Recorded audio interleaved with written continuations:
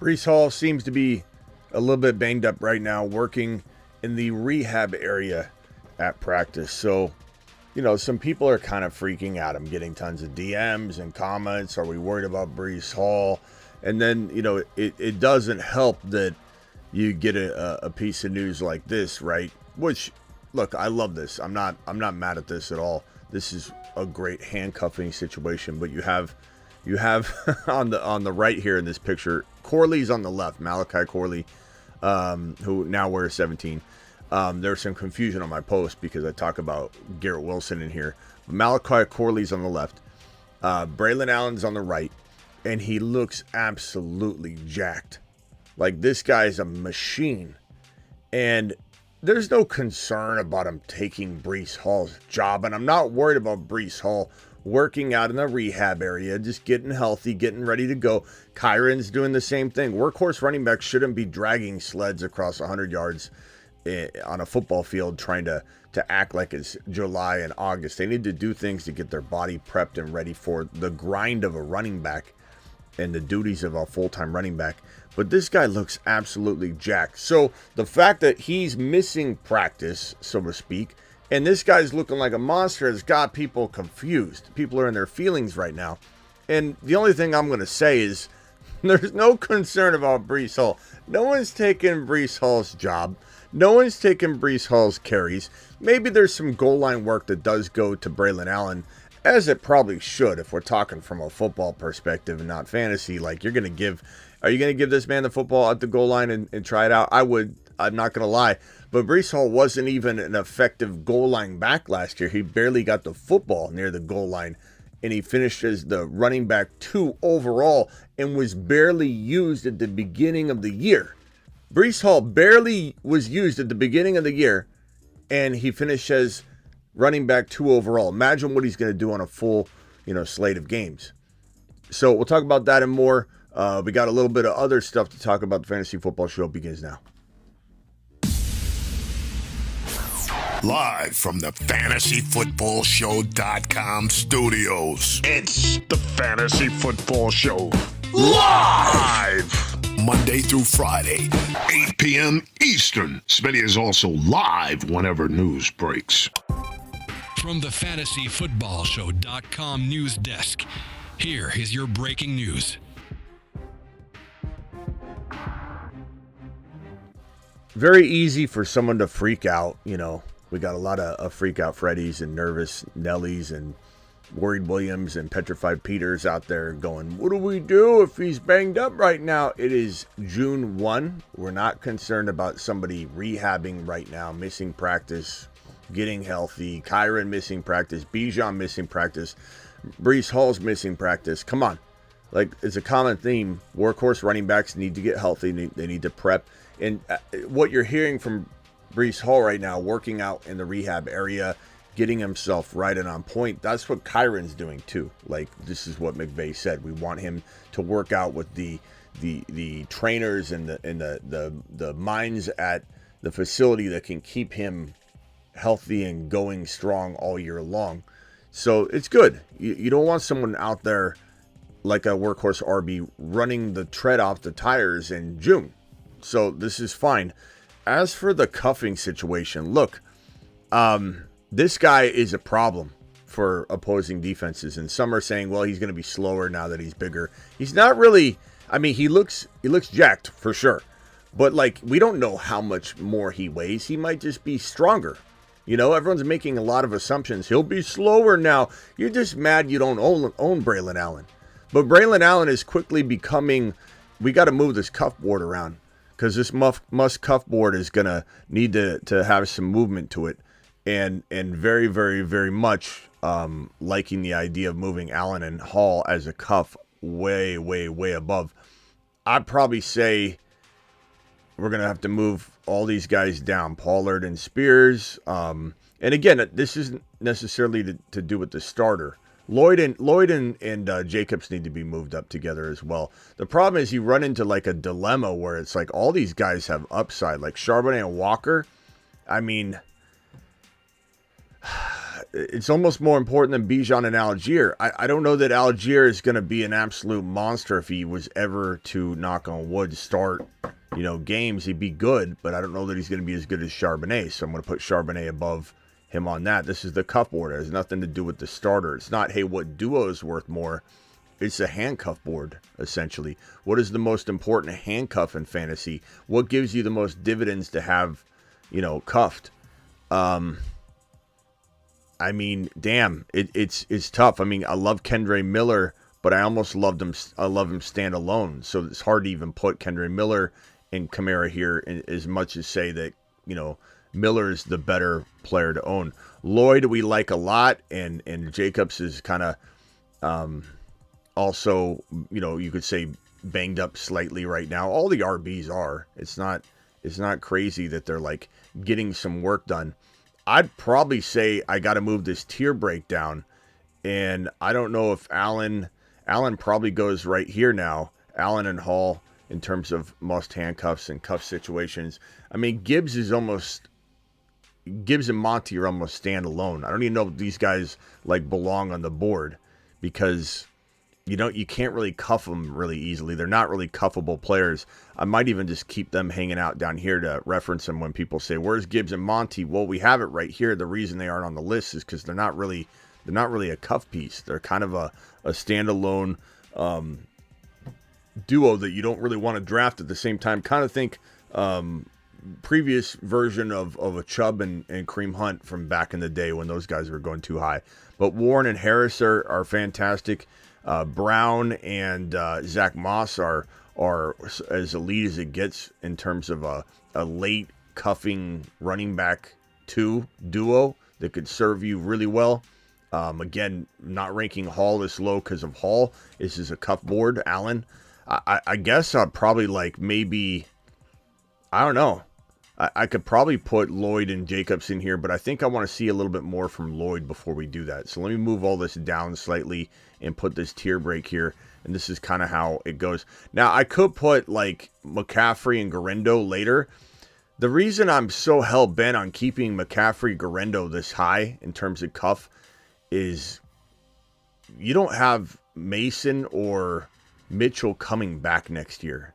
Those guys are on contract years as well as many, many other players on the 49er roster. And there's a real good chance that the Niners move on during the season, immediately to their new cuff, Garendo. And they're kind of almost saying goodbye to Mason and Mitchell. And I don't think they extend them or anything like that.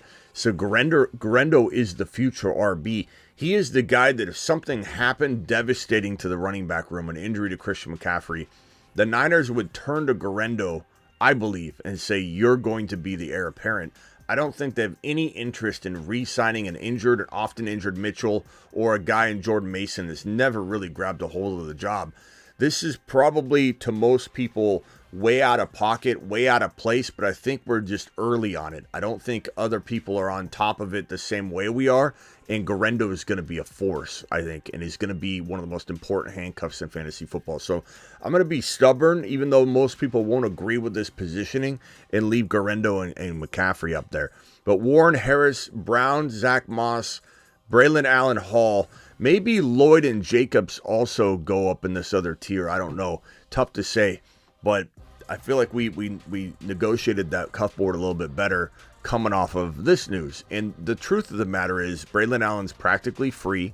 The truth of the matter is that you can cuff these two with no, trouble whatsoever. And when you look at Breece Hall's ADP, and his ADP is a phenomenal 7 to 8 overall. And on this particular board, he's 1, 2, 3, 4, 5, 6, 7, 8. He's number 8 overall on this board, 7.7. There's really no better value in fantasy than Jahmyr Gibbs at that 12-13. But Breece Hall right there at 8, 9 overall. I've gotten Breece Hall at 10. I've gotten Breece Hall at 12 and 13 at the bookend picks. And been able to draft Breece Hall and Gibbs and Breece Hall and Marvin Harrison Jr., Breece Hall and Garrett Wilson. It's not very common, but it happens. Breece Hall shouldn't be sitting there at 8 overall. And when you can cuff him to Braelon Allen, the bona fide backup running back now, he's got the job. There's no doubt about it that Braelon Allen is the starter, or I'm sorry, the starter's backup in New York, that if something happened to Breece Hall, which it won't because he's absolutely 8 feet tall, then look, I mean, Braelon Allen's getting the crack. Braelon Allen is the Kraken himself being unleashed, and I think that it's one of the safer cuffing situations. It kind of reminds me of the Kyren and Corum situation in a way, and maybe that makes me come back to this board and say, you know what? How do I order this board? Is the board about the security for the cuff, or is it about the value of the cuff? I think I'm confusing myself at times moving this around, because I'll talk about Kyren and Corum being the best handcuff in all of fantasy football, Benson and Connor being the best handcuff duo in fantasy football, and then when we start getting here, it gets a little like cloudy. And maybe it does come down to what is the best cuff, what is the most guaranteed duo. And Garendo and McCaffrey do belong there. These trio do belong here. I think I've got the top 4 buttoned up beautifully, but I do believe in here I start even confusing myself as to what my objective is on this board. Because at the end of the day, is it going to be Gibbs and Monty? Not really, because they're standalone players you don't even really draft together. Is it Warren and Harris? Feels like it could be. Is it Brown and Zach Moss? Maybe. Is it Lloyd and Jacobs? Maybe. And then when we get to like a Breece Hall and Allen, it's like they're more important because Harris and Warren are no guarantees. Allen and Hall together give you a top 5 guaranteed lock running back. So I almost have to keep like saying, okay, what am I doing here? What is the objective of this board? Maybe we do need to have these guys down here, and I have Jalen Warren, and Hall and Allen up here as the top cuff after, the Christian McCaffrey combination. Because at the end of the day, it's like, what are we protecting here? We're protecting a top 5 running back. Hall and Allen give you almost guaranteed top 5 running back numbers. McCaffrey and Garendo, I believe Garendo will be that guy, and this is a bold, stubborn, ahead of the curve type of move here, will give you top 5 running back numbers. I believe this will give you top 6, 7, top 4 to 7 running back numbers. This could give you guaranteed top 10 running back numbers. This gives you guaranteed top 1 to 5 running back numbers. So at the end of the day, I kind of do feel like it does come down to this board being not who's the coolest cuff standalone, what is the best cuffing combination, right? So then it comes down to like, is Bijan and Algier now all of a sudden climbing up my board again after I just lowered them? Because at the end of the day, you're trying to protect that top 1 to 5 running back value. So then you start moving this stuff around. Kamara, I'm not trying to protect much on Kamara. I'm drafting just Kendre Miller. So Kendre Miller is not, even though he's a great standalone player, the cuffing value here doesn't make me feel all warm and fuzzy like some of these other values. So I'm going to move that down. Pollard and Spears, I don't necessarily want to draft Pollard at all, so I'm not even worried about the cuffing situation. Standalone Spears, give it to me all day long. The Chargers running back, same thing. Shipley and Barkley, maybe that moves up. Maybe I move that up because, again, this bottom group here are more standalone guys. I think I almost insert a tier break here because I don't care about the starters. I don't want to own the Chargers running back starters. I don't want to own Alvin Kamara necessarily. I mean, at the right price, I might. So this cuff board, I'm kind of doing this on the fly, and you guys see my natural process of how I do content is by fly by the seat of my pants. I think it's time to maybe cement this board in as we'll put a tier break here, as a board that's more about the combo. The combination. What's more important? Are Charbonnet and Walker better than Jacobs and Lloyd? I think you could argue that's pretty even. Maybe we put them down in this like tier by themselves right here, and we might add somebody to this tier. But I think that if we're defining this board as the combo, the importance of the combo, then I guess we do something like that. Braelon Allen and Hall, that's a top 5 running back. Allen's very vital. Warren and Harris, I love the combo, even if though they're balanced differently. Like, you don't know who's who, you can cuff them very easily together, and I still love the value of Warren and Harris at that degree of ranking. Algier and Bijan, I think, because Bijan's so important and vital, you almost have to put Bijan at near the top of this list. So let's drop this down here. Let's put Barkley and Shipley right here. And again, even though Barkley's a higher draft capital player than Harris, I still think the sum total value of Harris and Najee is worth as much in a sense, in a way, just to how powerful the duo is. And because we don't know if Shipley, partly because we don't know if Shipley is going to, take that huge next step and be even effective as a cuff. You know what I'm saying? So I'd probably say we almost maybe even need another tier break in that. And maybe McCaffrey and the boys above are no higher than these guys. They're just at the end of this tier. But if we go with a Hall and Allen here in this tier, and then we go with a Bijan and Algier here, then this makes sense to me in terms of if we're valuing this board mainly off of duos, the duo itself. So I feel I could change this tomorrow, but I feel like this is pretty damn good because you got top 5 running back here, top 10 running back here, top 4 to 7 running back here, top 1 to 5 running back here, just like Kyron, top 1 to 5 running back here, just like Kyron and McCaffrey, top 5 running back here, just like Kyron and McCaffrey. And then you start getting into the more crafty duos. I like this. This board feels good. I think this is where we want to keep it. This mentality of the cuff, not the player, not the individual cuff, the power of cuffing these individuals. Who is the best cuff in fantasy? This board now makes more sense than it did before, in my opinion. Breece Hall to the moon. Breece Hall, not worried about the injuries, talking about him being missing practice. Breece Hall is such a monster, such a magnificent fantasy football creature that he is. Look at this right here. Breece Hall leads the NFL all running backs in 50-plus yards, 50-plus yard plays with 6 of them since he entered the league. He leads the entire league in 50-plus yard plays since he entered the league.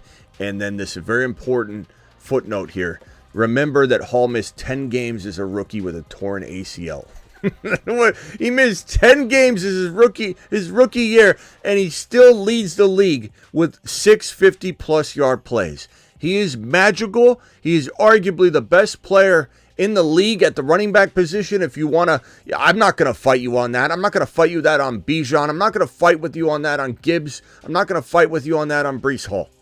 Breece Hall, Gibbs, and Bijan each have a say in an argument that they're the number 1 running back in the National Football League. And on that note, I leave you with this part right here. Breece Hall is 8 foot tall. He will always answer the mother freaking call. Don't let him fall. In the third, don't stall. Just give Batman the freaking football. He's Breece. He's Breece. He does a whole of a job. A whole of a job. A whole of a job. Breece Hall, please report to the moon. Get Breece. Get Breece. And then we got Timothy. What are you running your mouth about right here? Breece Hall will have a monster injury. What in the hell's wrong with you?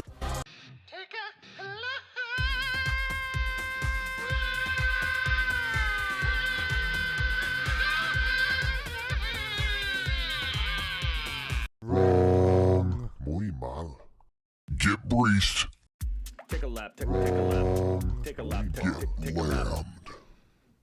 Warning. Take a lap. Take a lap. Wrong. Take a lap. Take a lap. Take a lap. Take a lap. Warning.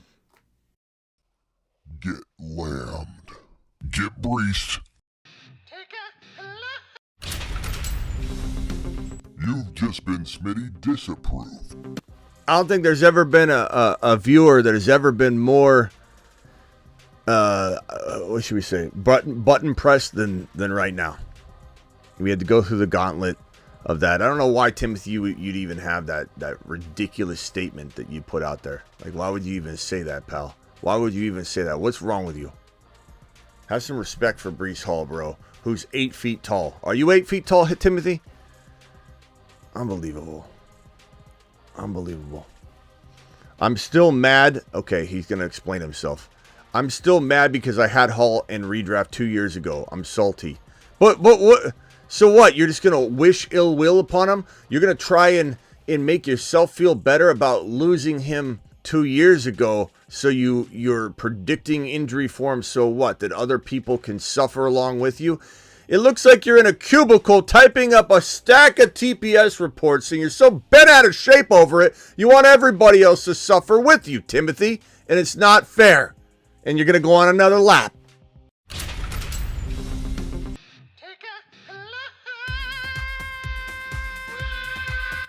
Almost Smitty approved him there. Get out of here, Timothy, with that nonsense. Yeah, Breece is going to have a monster year.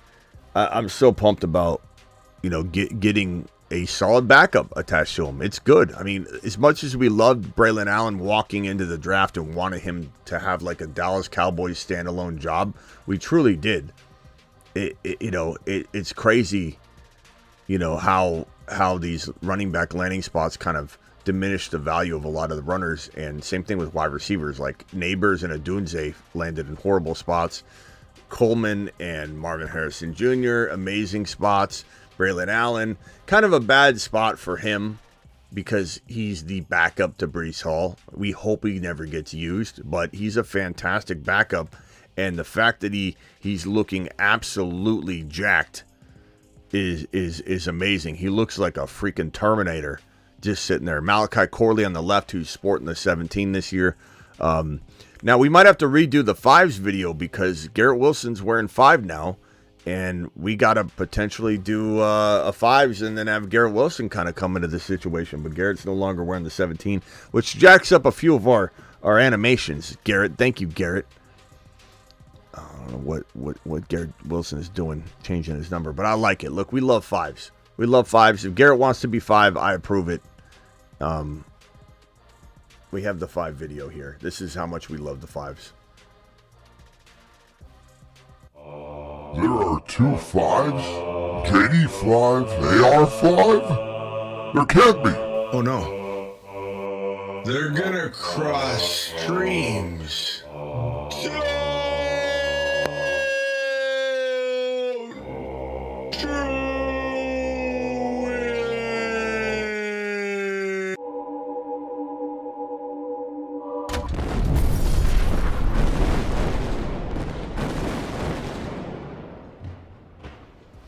So, nostalgic number for him. He gets it back, and that's good for him. And we don't mind him being a 5. And this guy, Timothy, God, you don't know. Timothy, is this your first year, bro?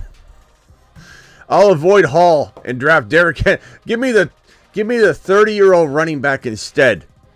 I'm trying to avoid injury here. Give me the 30-year-old running back instead. I'm going to avoid Breece Hall because he burned me 2 years ago, and I'm a bitter, bitter man.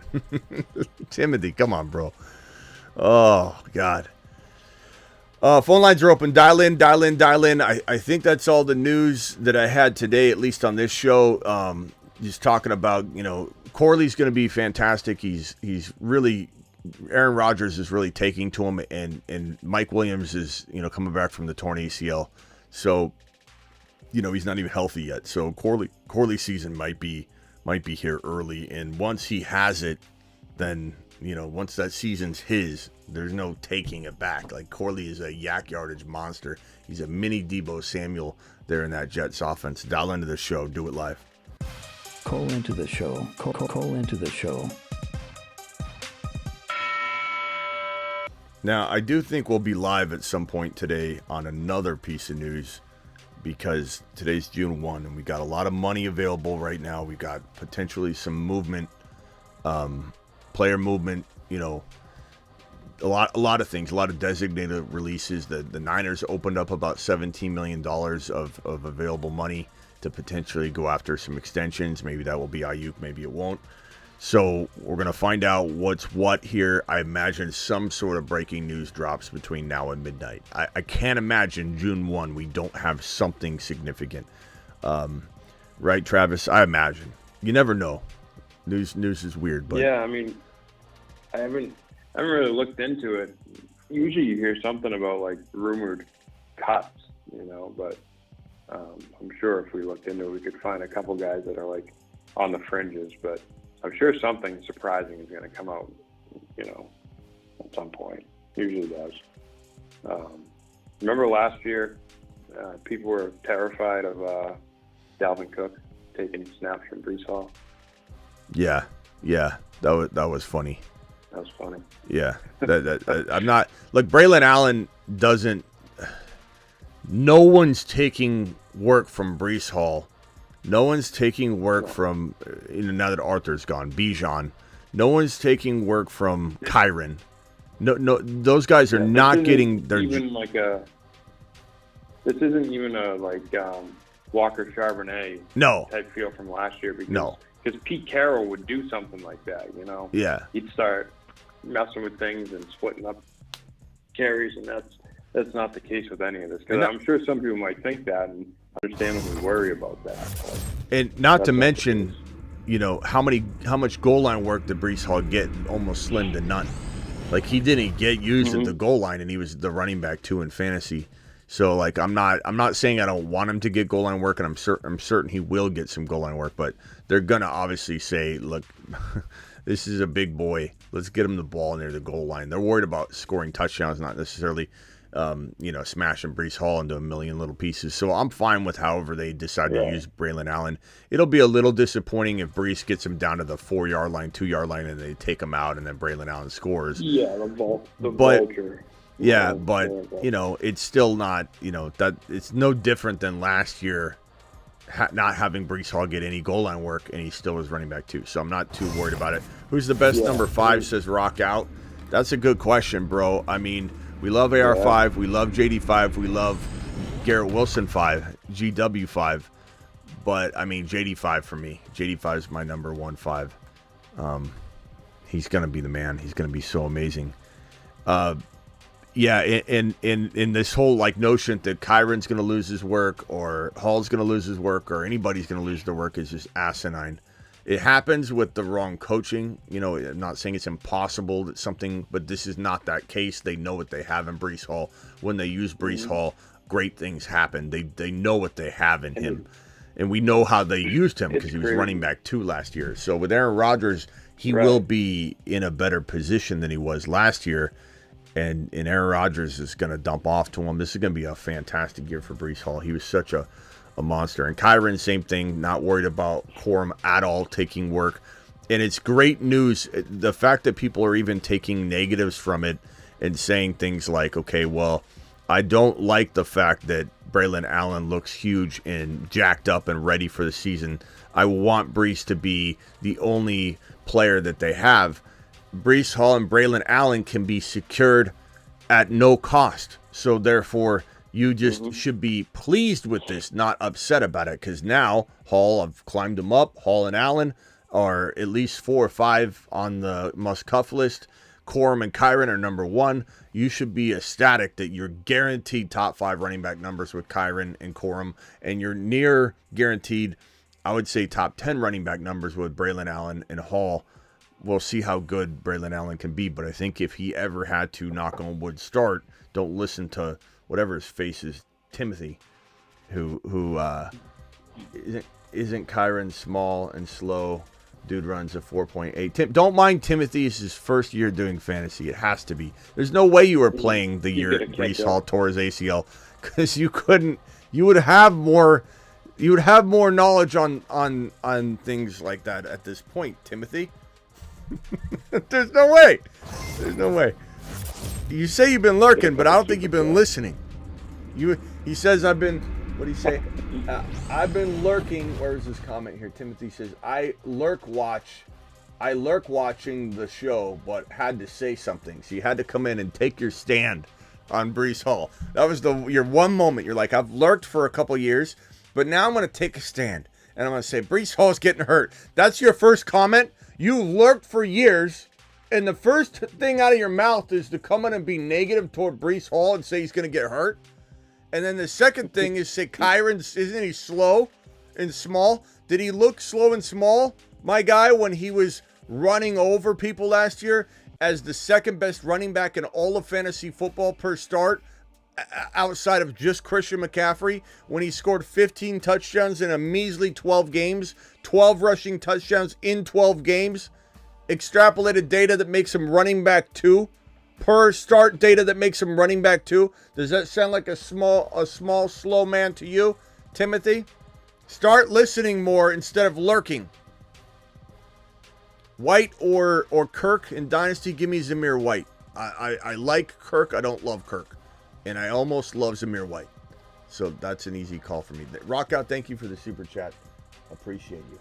Man, this is unbelievable. What else we got? Oh, we got disagreeing Carl on the line. Carl, what in the hell are you going to disagree about with me today? You know what? It's so funny that you just went on that whole Kyren thing, because I agree with you, but I'm also somewhat nervous. So I received a trade offer in Dynasty. Would you rather have Quentin Johnson and Blake Corum or Christian Watson and Marvin Mims? Christian Watson and Marvin Mims, and you have Kyren? I don't. I'm probably going to try to acquire him anyway, but this guy he sent me this offer for he's sending me Corum and Quentin Johnson, but I have to give up Watson and Marvin Mims. Okay. Q Johnson. But your whole speech makes you want to get Kyren. Q Johnson, and then you said Watson and Mims. Yep. Come on. Focus. Watson and Mims. I mean, there's pros and cons to this. I mean, I do love Watson, bro. I think Watson's gonna bounce back. I can't promise it. I wouldn't bank on it. I just feel very good about it given the cost of entry.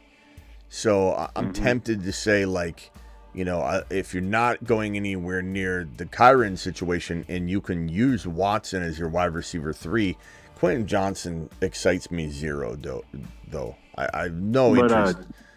I really don't care about Quentin Johnson. I just think that, like, that. First of all, you got a room that I don't even know where he is in the pecking order. They keep saying he's gonna have a big year. This is a professional body catcher for a living, and he was one of the biggest receivers in his draft class, and he played like the smallest, and he did nothing last year to prove any different to me.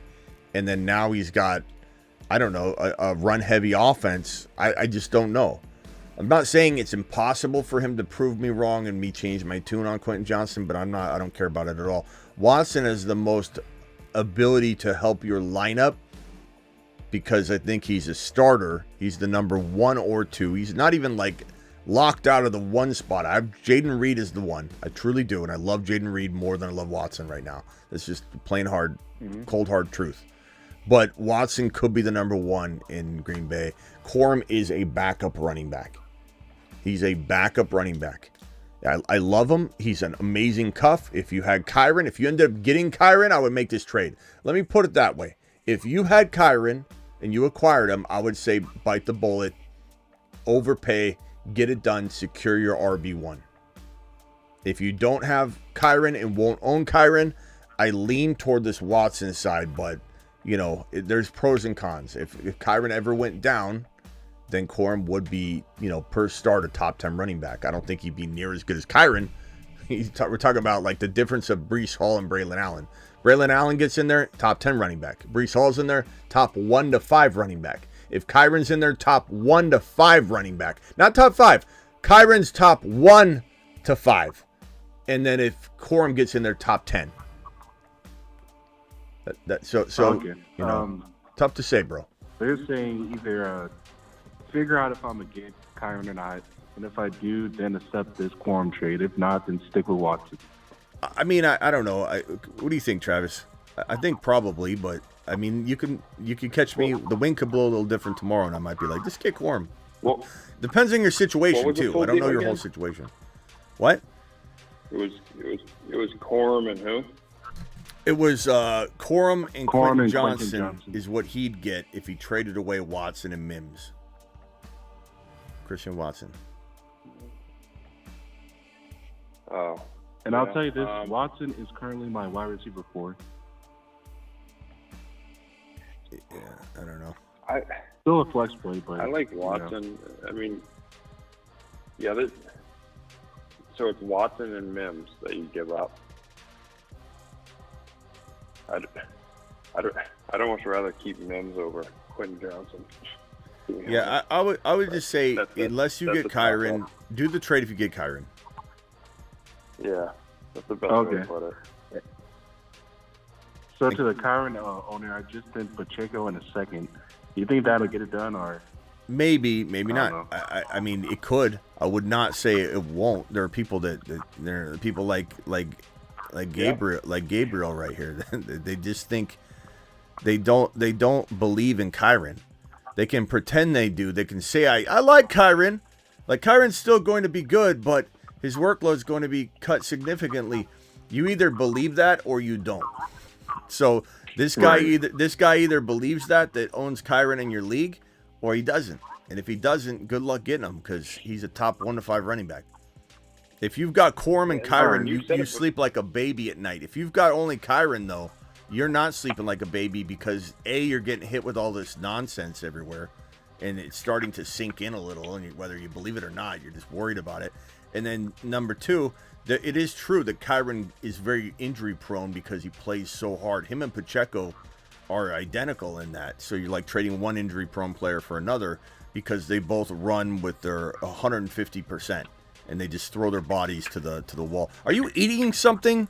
Disagreeing, Carl? Because it sounds like you're chomping on something, bro. I'm actually not. I'm sitting here listening. Oh, okay. It sounds like something's. But yeah, I mean, I would definitely go get Kyron. If you've got to give up more, I give up more. But that's me. Okay, for sure. All right. All right, appreciate you. Later, Carl. Later, appreciate you.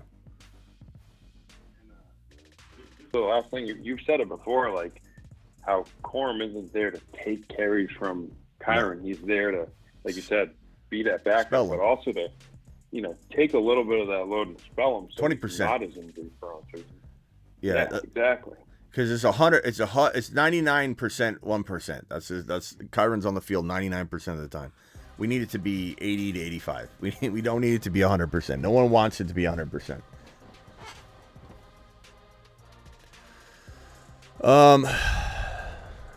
McBride or Kincaid redraft full PPR. I'm gonna say McBride, but at the end of the day, I'm not gonna lie. I don't really. I go back and forth a little bit on this. Cost of entry is a little different. So cost of entry on Kincaid sometimes later. So I like that better. If you factor that into the equation, then I would say that. But if we're talking about just 1 for 1, I have to make a choice.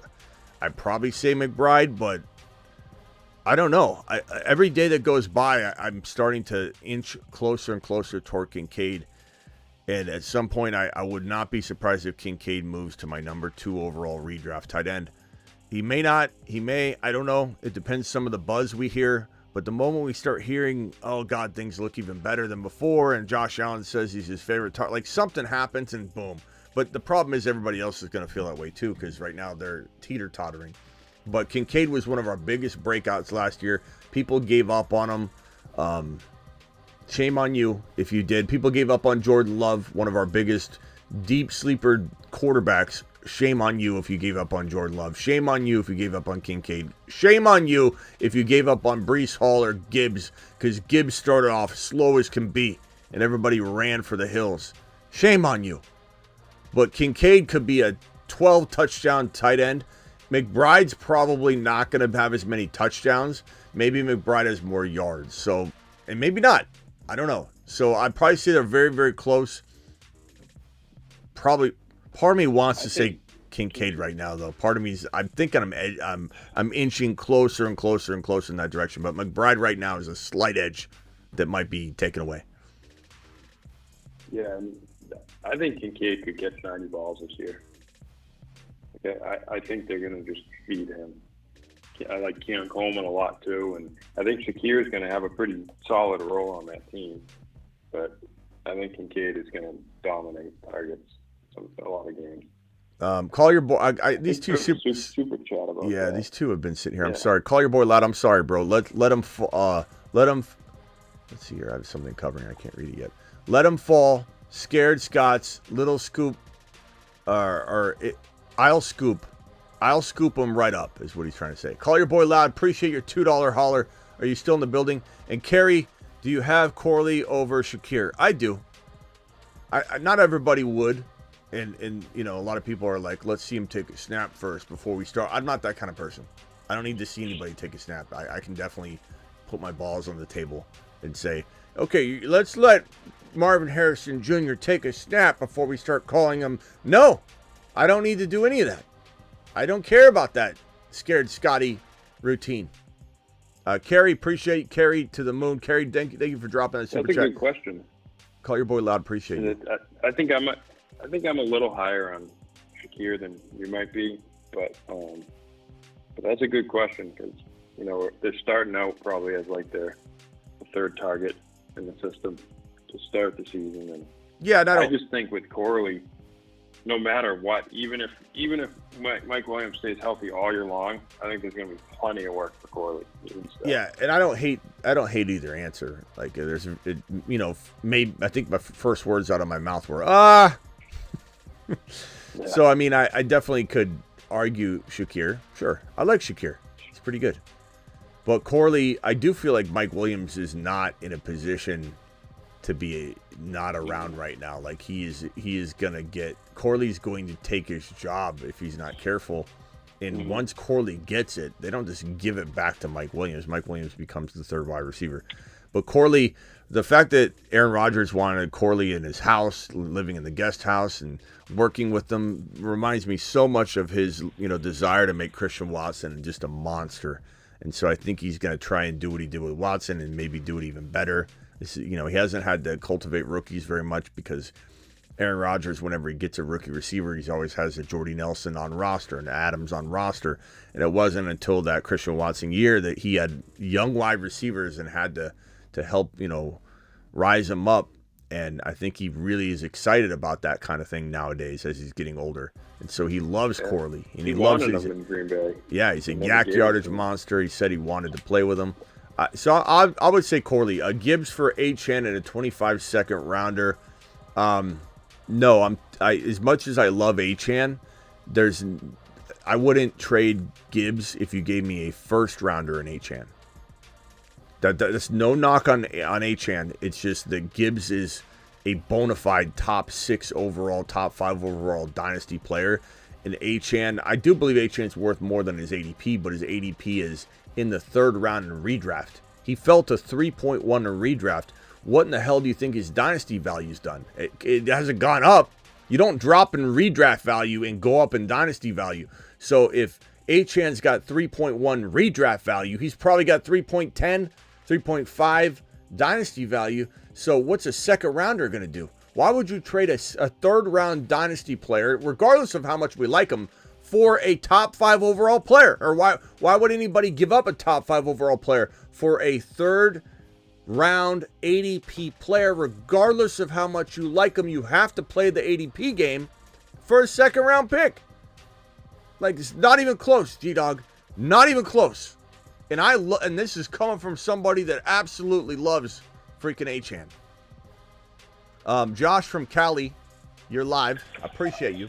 Hey man, I just shipped Drake London for Achane, bro. Oh, I just shipped Drake London for Achane.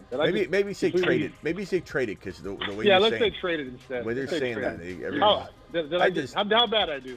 I just took a dump. Okay, you traded Achane for what? No, I traded Drake London for Achane. Straight up, Dynasty. I wouldn't have done that. It's not that I don't like the value, but as I just said, Drake London in redraft is going like 13 or 14 or 15 overall. What do you think he's doing in Dynasty? At least that. Like, guaranteed same value, at least, maybe a touch more. Achane he has dropped a 3.1 in redraft. It doesn't mean I don't love that. I bask in the glory that is Achane at third round value, third drafted player value. But bro, you have to play the ADP game. You got worked over because there's more value on the ADP is 16 right now. You think Drake London is the 16th overall best player right now? I'm not saying he is or isn't, and I do believe he is capable of absolutely being that. Yeah.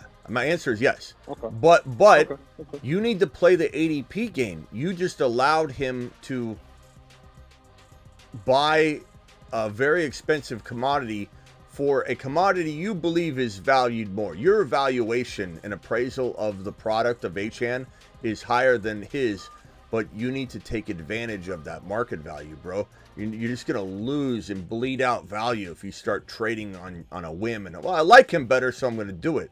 Like, you could have got a boatload more. You just traded a third-round player for a high second-round player in Dynasty and a wide receiver at that has more shelf life.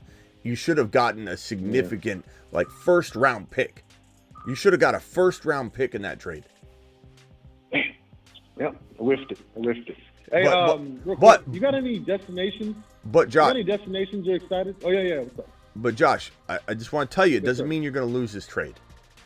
I love Achane. I appreciate it, man. I love Achane. I'm just saying. I only made the trade because the damn video is so good, man.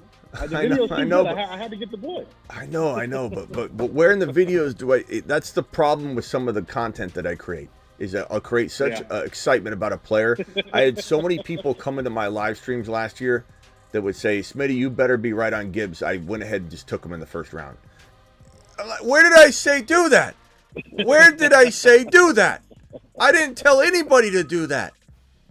I'm pretty clear about the ADP values of all these guys too. Like I pretty much say, like I'll do, like when you watch the Achane video he's talking about was, let me see if I can put, I think I have that graphic somewhere that I can put on screen. He pops the spinach in. You got me all excited. No, I know that, but you're talking about this video right here. This video, and anybody wants to go watch it, it's up. It's an amazing video. Obviously, he got so excited he went and traded for Achane. But in this video, all I do is just celebrate that he's now 3.1.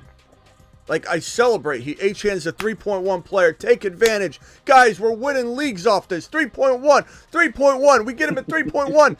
And then you go, and even though I beat a dead horse on it, you go and you say, let me trade my 15 overall player for Devon Achane right now because Smitty likes him. I'm just saying, you gotta take the content, and some of it is telling you, you know what I mean? You gotta go get more. There's nothing better than Achane as your third drafted player. You're winning leagues if that crap lands, bro. You're just smashing everybody into a million little pieces. And the fact that Kyren Williams is borderline third round, nobody should be like, bro. I come in here and I say Kyren Williams is a top 1 to 5 running back if cuffed to Blake Corum. I say that every time. That caveat's always there. If cuffed to Blake Corum, you have a guaranteed bona fide top 1 to 5 running back in my mind. Okay? Does that mean you should be going and trading for Kyren using first round capital? No. He is a near third round ADP in a redraft setting. So in a dynasty setting, I can promise you Kyren is not worth the second round pick in dynasty in a startup. He's a third round or later player. He's 3.5. He's 3.6. He's 3.4. You can draft Kyren at 3.1 to 3.5 in a dynasty startup. This video was screaming that Achane and Kyren were third drafted player steals via trade or startup draft. So just make sure you take that information in when you watch one of those videos and you get pumped up. I don't want anybody trading Marvin Harrison Jr. for Kyren. I don't want anybody trading Drake London for Kyren. I wouldn't trade Drake London for Kyren because you don't need to. Right on. All right. Hey, what was it? What was the other thing you said? Real quick. You got any? Real quick. You got any destinations you're excited for T. Higgins? I just picked up T. Higgins. That's a great question. What did you trade to get T. Higgins? I traded away a first round pick and Calvin Ridley for T. Higgins. You like to overpay, bro. I'm a gambler. What can I say? I mean, I'm not saying that can't also work out, especially if he goes like to Buffalo or something like that. But I don't know, bro. Let's say T. Higgins goes to Pittsburgh. Let's say I mean, is he really any better off? I mean, he's got a probably, I would say, a lesser quarterback no matter what, even though we like the idea of Fields and what he can become. And then he's got Pickens there. And so, I mean, it depends where he goes, bro, which is what you're asking. But I would not have given a first rounder. What's an and exciting Ridley. Destination? What's the destination Smitty would make a video for? Bro, you got to join my Patreon. I'm on it. You're on it? You're on it? No, I need to get on it. I'm gonna get on it. Okay, you need to join my Patreon because basically it's a live like chat room, and there's like 10 to 12 different. There will be 12. There's 10 right now, I think. 10 to 12 different chats that'll be constantly live, 365, 24/7, and it's gonna be where the community is at. Like if you say, hey, the show ends, where's the community? Where would the community go? We all just kind of right now wither away and just wait for another live stream, right? Some of you go to my Instagram, but my Instagram's full of random people too. So there's no real, you can't say my Instagram's where people congregate because everyone's lost in a big crowd.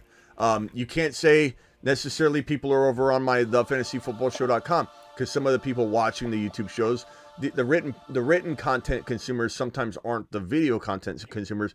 So it is hard to actually get my show people to congregate in any one location. So I've created Patreon, and Patreon has added a new feature that's called live chatting. And there are 10 to 12 live chats that are constantly there. I live in them. I have it up right now. Because this is going to be a pillar of the channel, one of the 4 pillars that I'll push and consume and have, or push to have consumed, I'm going to be living on it. So I'm going to be there answering questions. Other people are there answering questions. And then you get exclusive written content, a video or an article. And here's the Patreon link right now. But it's $10 per month. I made it a very, very reasonable amount so that you could live in a community that's not just some random community, and it's not free. So there's no trolls. People that want just free content all the time, those are where the trolls live.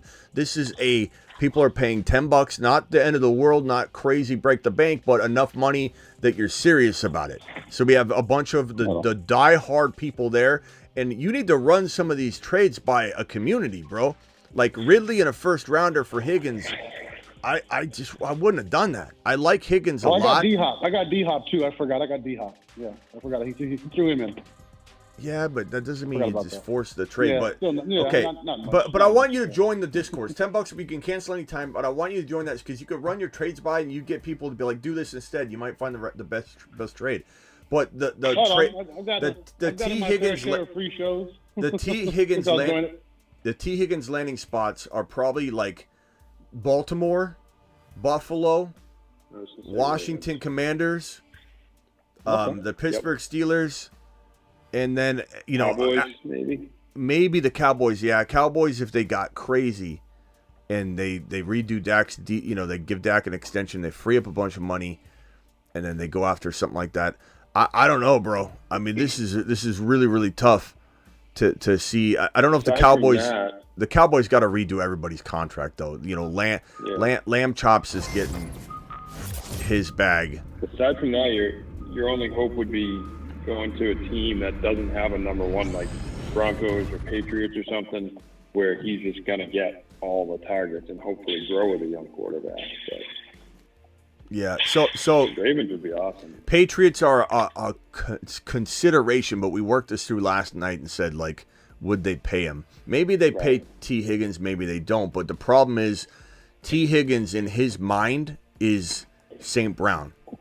And I know we're all going to laugh at that, chuckle at that. That's absolutely hilarious to hear. But Higgins, I believes he is worth what St. Brown's getting. Just like Ayuk deserves St. Brown money in his mind. We don't agree, but in his mind he does. So you got to ask yourself the question if New England or any of these teams is going to make a trade and pay them 28 to 29 to 30 million, something around 70 million guaranteed. They may not get 77 million guaranteed like Waddle, right, or St. Brown, because St. Brown's deal was let me pull up his contract.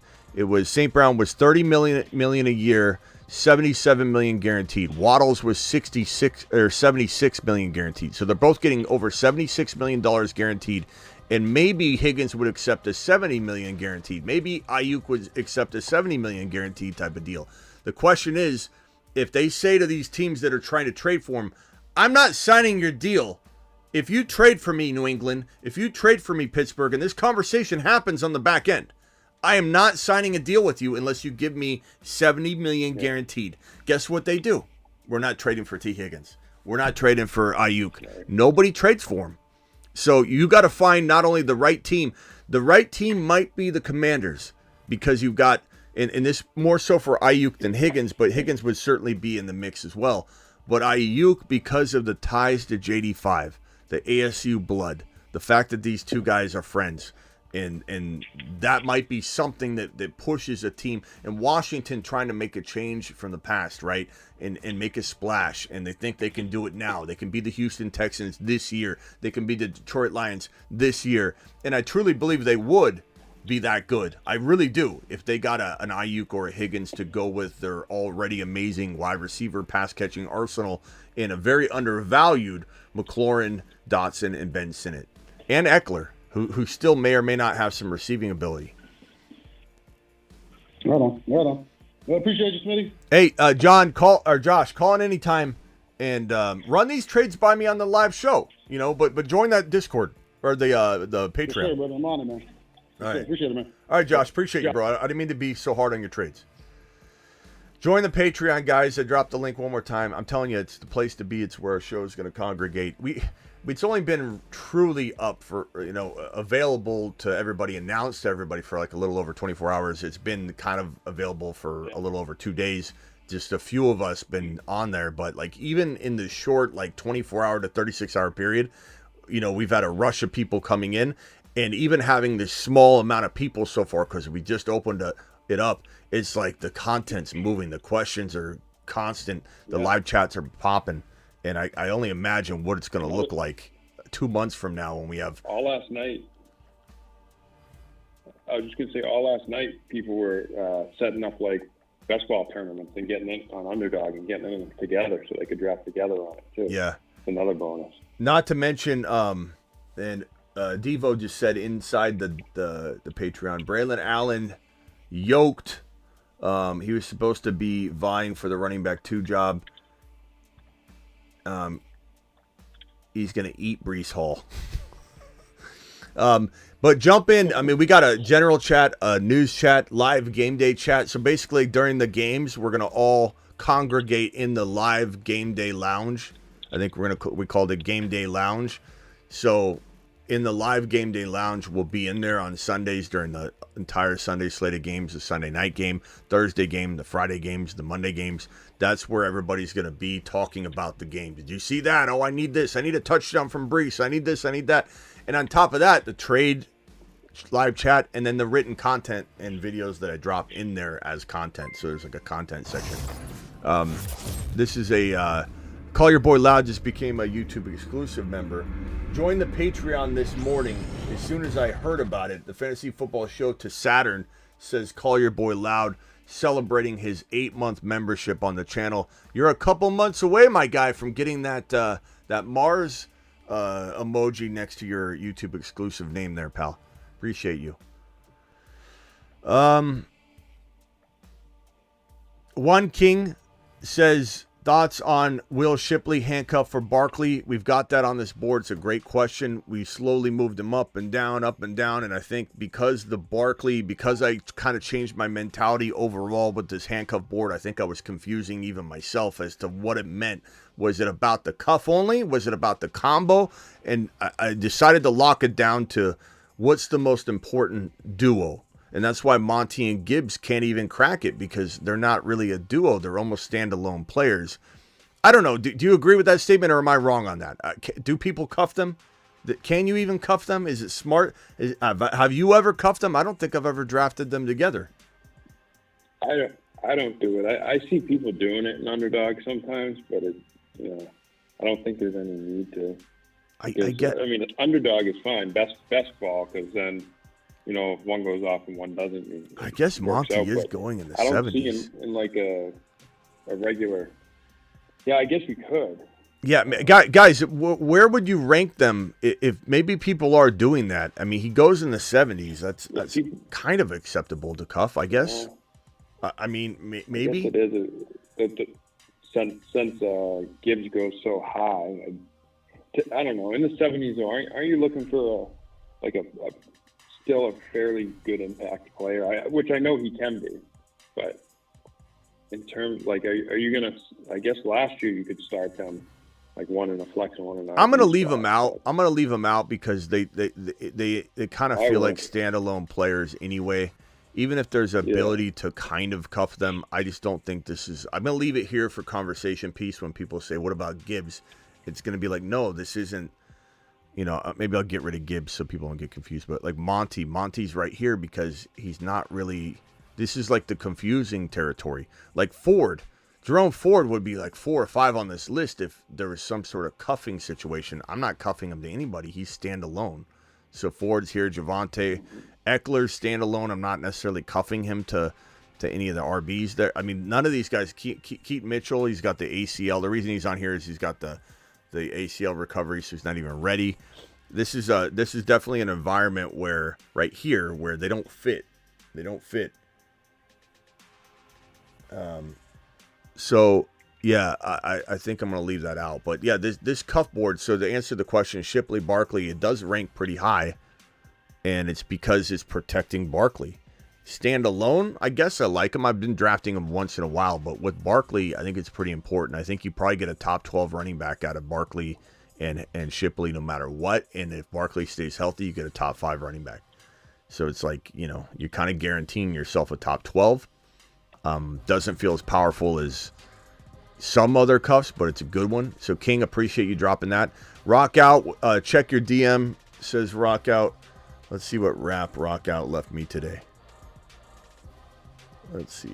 Rock Out dropping some beats right here.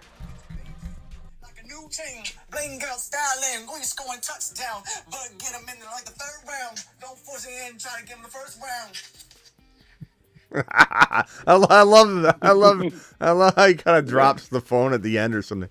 Go get your A-tank, like a new Mic team, drop. bling girl styling, going scoring touchdown, but get him in there like the 3rd round. Don't force it in, try to get him the 1st round. I love it. Thanks, Rock Out. Get your A-chain, but not in the 1st round. Like your bling bling. Cuff Keaton Mitchell to Henry. Nah. I mean, maybe eventually, like, I would probably leave him on waivers. Like, he's not ready. He's not going to be ready anywhere close to week 1. Keaton Mitchell's so far away from being ready. This is a waste of a roster spot. If you have it in Dynasty, you can put him on the IR or whatever. That's fine. But like Keaton Mitchell's, you will cut Keaton. I can almost guarantee you will cut Keaton Mitchell if you draft him in redraft. And then you'll want to pick him up later, but you're also signifying to everybody that you have interest in him, and people might eyeball it, differently. But I don't know. You draft Keaton Mitchell without even being remotely close to playing week 1. The coaching staff even said, like, he's so far away from playing. Like, that's not a conversation we're going to have right now. Like, he's nowhere near ready.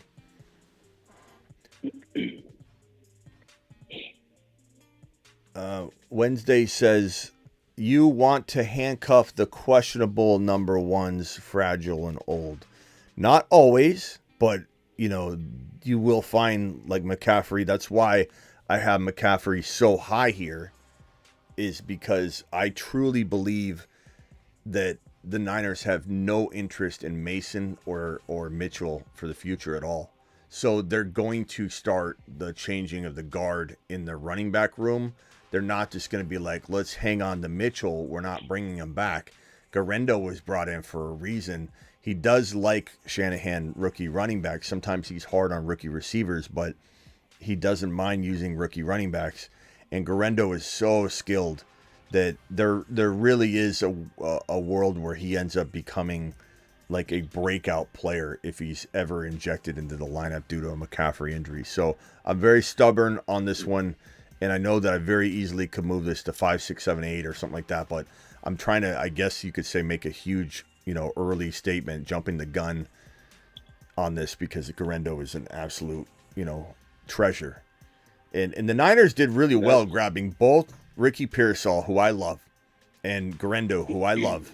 And I rip on the Niners draft, approach this year. It's probably confusing to some people, but it's because they did things out of order. They took Ricky Pearsall round 1 when he wasn't a round 1 player. They let the Eagles totally work him over with that DeJean pick, and on top of the A.J. Brown, taking away the ability to even trade Ayuk when they announced that A.J. Brown contract during the draft. Like, they just got worked over, but at the end of the day, they still took some very good players. So props to the Niners for drafting Guerendo and Pearsall. They are absolute monsters, potentially, in the making. And that's the thing with cuffs. More so than just cuffing to fragile or older guys. You want to cuff only if the cuff is worth it. Because if it's some guy that's not going to come in and not do anything for you, it's not worth cuffing.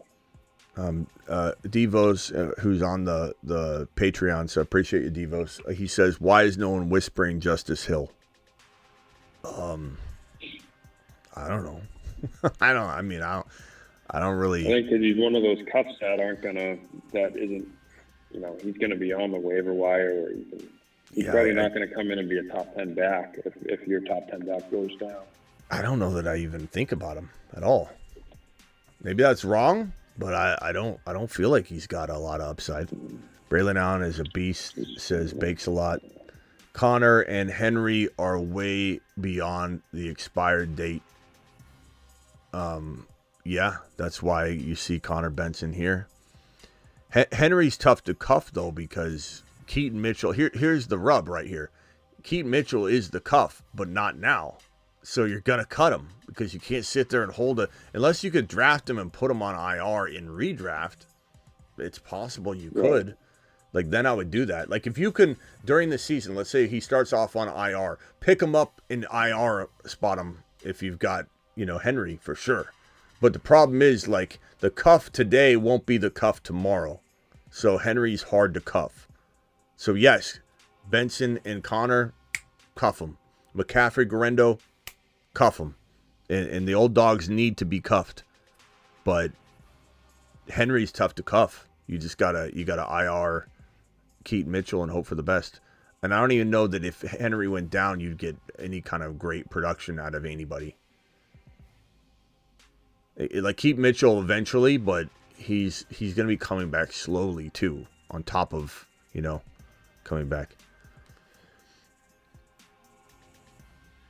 All right, I'm probably going to be jumping here in a second. Travis, you got anything else? I was going to ask you, kind of going back to the trade the kid made, the Higgins one, where Ridley and Hopkins are involved. Which of those two do you prefer, Ridley or Hopkins this year? And are they just kind of in the same bucket? Ridley and Hopkins, I go back and forth on that one over and over and over. Let's put that on the Patreon. I'll put it in the general chat. And I imagine they're going to have polls eventually in this. I hope so. Yeah, that's so good. Ridley or Hopkins in redraft PPR. I'll put that in the Patreon. I put that in there right now. Let's see what people say. I'd probably say give me Hopkins right now. I don't know. I'm not as high on Ridley as I was last year. It doesn't mean I'm down on him to the point where I don't want to draft him. And I've definitely drafted him a lot. But I still feel like, even though Hopkins is an old dog, I still wonder if he's got like a good half a year left before he hands the baton over to Ridley. And even that, it's like Ridley last year was at least the like alpha wide receiver. He was misused. He was sent downfield all the time on low percentage chance plays. Right. He just took, he did a good year though, but he's the alpha. He was. Kirk was, obviously a hog, but he wasn't the alpha. Kirk wasn't the alpha. And you go over to this situation, and now it's like you got Ridley and Hopkins and Burks and Okonkwo and Pollard and Spears who catches balls as well. And then a Levis who could be good, might not be, probably going to be pretty decent, I would imagine, this year. He's got a good situation. How is that better for Ridley? I don't think his situation got better personally. But that's me. I could be wrong. Yeah, I go back and forth with him too. Like we've talked about Ridley a decent amount this offseason on the show, and I think if they use him to his strengths, like the Jaguars didn't, then we could see something. But he is also 30 years old now. I think it is, or close to it. And when you go so many years without being that top flight receiver, can you get it back? So those are my worries about him. But I think I'd still take Ridley over Hopkins. I think he has a little more upside, but his floor is way lower than Hopkins, I think, too. If Hopkins got hurt because he's older, then Ridley value goes up a lot. Rock out. What's up, my guy? Hey, Rock out. Yeah, what's your feeling on Brian Thomas Jr. as a rookie? Like him a lot. We talked about him being probably the 4, the redraft wide receiver 3-4. Yeah. I think Neighbors probably. I'd rather have Neighbors in redraft. I probably would say like BT and Odunze are pretty close in redraft. I like Odunze much more in Dynasty, but like in redraft, I don't know if I think Odunze is going to be good later. I don't know if he'll be good for the first month of football. Pretty crowded in Chicago. I mean, it's really crowded in Chicago. And you got Caleb, still needs to prove he can do it. I don't know. But BT, from a redraft perspective, wide receiver 4, rookie 3, wide receiver. And then in a dynasty setting, I'd say it moves down a couple spots because I believe Coleman's going to be better than him. I do, from a dynasty perspective, but his volume's just there. And while we like BT's volume, probably, he's still in a very crowded environment. Ingram, Gabe Davis, Christian Kirk. I mean, T-Law's got to throw for 5,000 yards to get him, that amount of the work that he needs. I would say Coleman's my number. In a dynasty setting, it's going to be, Marvin Harrison Jr. tier break. And maybe Neighbors gets into the bottom of that tier. Maybe Odunze eventually can. And then it's wide open. Then it's tier break. If there wasn't a tier break already, there's a tier break there. And then it's who's number 4? In Dynasty? I think it's Coleman. It could be BT. It could be Worthy. It could be a handful of guys. They're all very, very, very close. Very arguable. Nobody's right or wrong at this point. I don't think a person's crazy to have Brian Thomas Jr. as the first guy after the big 3 in Dynasty. But in redraft, I don't know. I like him, but I think maybe we're expecting a bit much in that room is crowded. The way I just described Tennessee, I feel even more concerned about the crowded room in Jacksonville. Yeah. I like BT, but it's just there's a lot of people there.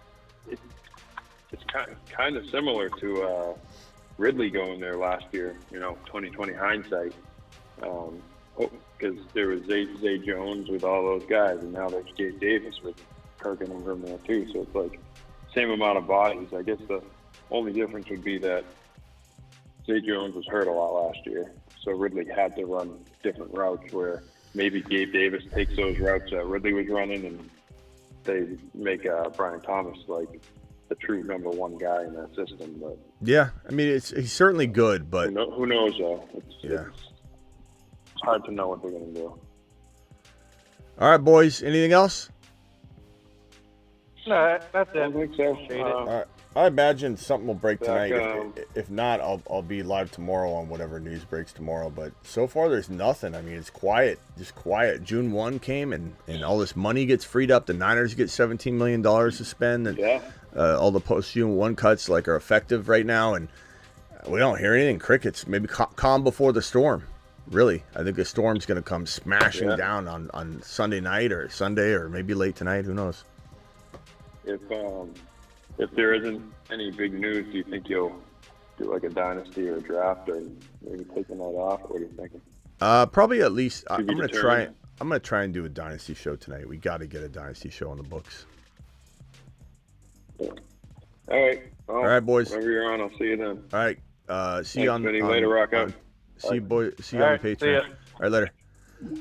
Patreon link is here.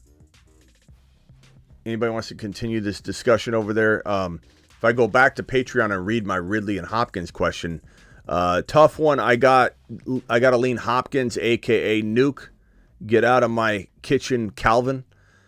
Louis says, I don't know about that one. Same team though. What kind of season can you guys see Spears having in a no Henry backfield? He's now in a Pollard backfield, I think, leaning toward 55-45. So this is the kind of cool discussion you can have on the Patreon. I love the Patreon. I'm so excited about it. I live on it. I'm there throughout the entirety of the day. And that's not going to change because it's a paying product that I dedicate time to. You know, it's not like the Discord, where the Discord's just all free. There's sometimes a lot of toxicity on Discords and in Twitter and all that. But when you get into a pay environment, it kind of weeds out the trolls. It weeds out the negative Nancys and the problem child people. And even if there was a problem child person that decided to pay, we'd get rid of them. Like I don't care about money. I care about the product. And so the Patreon is where it's at. It's where our community, the heart and soul of it, the diehards will live. Before the shows, after the shows, during the shows, like 365, 24/7. We haven't had a place that we could say, this is where everyone from the show can congregate live at any one moment, all day long if they want. During the live games, it's all on Patreon in the live chats, and then there's, again, exclusive content. Here's the link one more time. I'll see you all later. Breece Hall to the moon. Breece Hall is 8 foot tall. He will always answer the mother freaking call. Don't let him fall. In the third, don't stall. Just give Batman the freaking football. He's Breece. He's Breece. He does a hell of a job. A hell of a job. A hell of a job. Breece Hall, please report to the moon. He does a hell of a job. Live Monday through Friday, 8 p.m. Eastern, every single Monday through Friday, live when big news breaks. So if big news breaks today, we will be back. And then, we go live at midnights, most midnights. We'll probably, if we do one tonight, it will be on the Discord, or on the, God, I keep saying the word. It'll be on the Dynasty channel. And then, so meet me on the Dynasty channel tonight, potentially. And then I'll drop like a best ball link on there, to a private best ball league or something on the Dynasty channel tonight, so people don't go without drafting. I'll see you all there. And actually, we got a draft right now that we need to fill. Aside from that, let me find the link for that. Hold on. So we have 6 people in it. We need 6 more in this private draft. Smash the button. There it is. Go. All right, see you all later. Appreciate all my super chatters. Thank you. Rock out. Call your boy loud. Carry, One King, and rock out. You guys absolutely crush in here. Appreciate you. Appreciate all my new Patreon people. Get on over to Patreon. Do it live. Links right above. I'll drop that link one more time. Patreon link here. It is. It's just $10 a month to cancel anytime. It's where your 365 content lives. There's the link. See you all on Patreon.